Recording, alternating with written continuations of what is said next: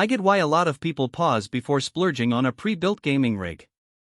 You're looking at a big-ticket price, a box that promises top-tier performance, and the fear that you'll end up with something that looks great on paper but feels off when you actually plug it in, fire up a game, or try to squeeze a little extra work out of it.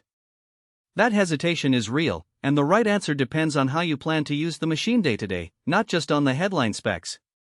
Link is in the description if you want to check the product details on Amazon. First off, let's talk about the kind of environment this PC is built for.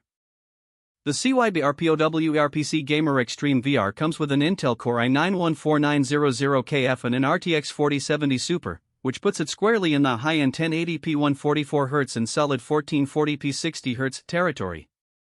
If you're the type who runs the latest shooters at ultra settings, does a lot of VR, or likes to dabble in 4K gaming on a 144Hz display, those components give you headroom.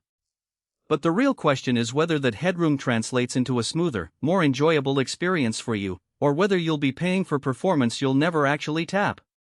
When I set the system up in a modest home office, the first thing I noticed was the liquid-cooled CPU.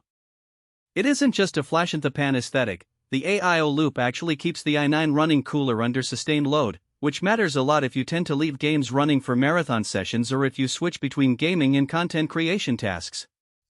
In practice, I could stream a 60 FPS battle royale for 2 hours straight, and the CPU temps hovered in the low 70s Celsius, never spiking into the high 80s that would trigger throttling on an air-cooled system. That translates into fewer framerate drops and a quieter environment, because the fans only ramp up when the GPU pushes the limit. Speaking of the GPU, the RTX 4070 Super is the workhorse here. In real-world benchmarks on titles like Cyberpunk 2077 and Elden Ring, the card consistently delivered 1080p ultra settings at well over 100 FPS, and 1440p high-medium settings comfortably above 60 FPS. What that means for a typical gamer is less time fiddling with graphics sliders and more time actually playing. If you're the kind of person who likes to sit down, launch a game, and be done, the out-of-the-box performance is a solid win.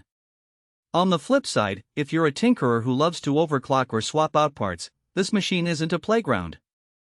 The components are soldered onto a proprietary motherboard layout, and the case design, while striking with its tempered side panel and RGB strips, makes internal access a bit tighter than you'd get with a standard ATX tower.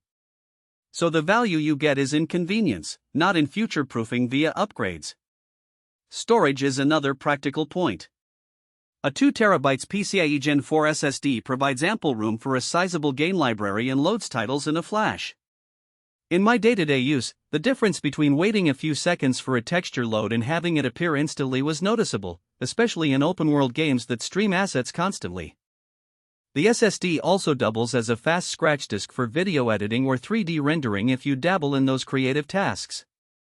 However, the lack of a secondary drive bay means you're locked into that 2 TB limit unless you're comfortable swapping drives later. For most gamers, that's fine, but if you foresee needing terabytes of archival storage, you'll need an external solution. Connectivity-wise, the PC ships with Wi-Fi ready, which is a practical blessing if you don't have a dedicated Ethernet run. The built-in Wi-Fi 6E handles high-bandwidth streams without the latency you'd get from an older 802.11 AC card. On the downside, the front panel ports are limited to a handful of USB-A and a single USB-C, so if you have a lot of peripherals controllers, capture cards, external SSDs, you may find yourself reaching for a hub sooner rather than later. It's a minor inconvenience, but worth noting if you run a multi-device setup. Now, let's address who should actually consider buying this rig. If you're a gamer who wants a high-performance machine today without the hassle of picking parts, balancing a budget, and troubleshooting compatibility, this pre-built checks those boxes. The free lifetime tech support that CyberPower offers is more than just a marketing line. When I called to ask about a BIOS update after a month of use, the representative walked me through the process step by step, and they logged the ticket for future reference. That level of support can save you time and stress, especially if you're not comfortable diving into firmware updates on your own. On the other hand, if you're a PC enthusiast who enjoys building, customizing cooling loops, or planning incremental upgrades every couple of years, the Xtreme VR might feel restrictive. Its case design is eye-catching, but the tempered side panel is glued in place, making it a pain to replace or add extra drives. The warranty 1-year parts and labor is standard, but it doesn't cover upgrades, so any component you add later will be on you. In short, the value proposition leans heavily toward